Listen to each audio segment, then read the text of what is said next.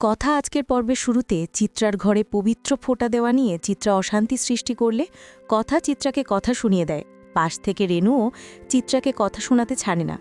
এরপর রেনু কথাকে বলে, চলে এসো, অনেক কাজ আছে, এগুলো নিয়ে থাকলে তো হবে না। তারপর ঠাকুরের ভোগ রান্না হওয়ার সমস্ত জিনিস রেনু বের করতে থাকে। এরপর একটা হামানদিস্তা বের করলে তখনই কথা বলে, এটা তো হামানদিস্তা। রেনু বলে, এটার একটা গল্প আছে। তোমাদের কর্তা দাদু দিদিমা এটাতে একটা মৌলিক মশলা বানাতো, ভোগে দিলে খুব স্বাদ হতো। এই নিয়ে তারা কথা বলতে থাকে। তার মধ্যেই রেনু কথাকে ভোগ রান্না করার দায়িত্বটা দিলে রেনু বলে, ভোগ রান্নার দায়িত্বটা এবার তুমি নাও, তোমার সাথে জনিমাও থাকবে, সাহায্য করবে। এই সমস্ত কথাবার্তা আড়াল থেকে চিত্রা শুনতে পেয়ে রেনুর কাছে এসে বলে, ভোগ রান্নার দায়িত্ব আমি নেব, প্রত্যেক বছর আমি রান্না করে এসেছি, আমিই করব। রেনু বলে, এ ব্যাপারে আমি তোমার সাথে কথা বলতে চাই না, তুমি কর্তামশাইয়ের থেকে অনুমতি নাও। এরপর রেনু শশীভূষণের কাছে এসে বলে, মেজু বৌমা তোমাকে কিছু বলতে চায়। তারপর চিত্রা শশীভূষণকে বলে, প্রত্যেক বছর তো আমি ভোগ রান্না করি, এবারও আমিই রান্না করব।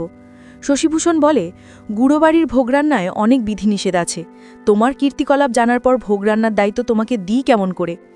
চিত্রা বলে, আসার পর থেকে একটা জিনিস লক্ষ্য করছি, আমি এ বাড়িতে আসাতে কেউই খুশি হয়নি। আমি একটা কথা আপনাকে আর বাড়ির সবাইকে, প্রত্যেকটা মানুষকে জানিয়ে দিচ্ছি, আমাকে এ বাড়ি থেকে কেউ বার করে দিতে পারবে না। শশীভূষণ বলে, সে তুমি যখন ঢুকেছ তখনই আমি জানি, নেহা তুই বাচ্চাগুলো ছিল তাই কিছু বলিনি। আর এইখানে আজকের পর্ব শেষ হয়ে যায়।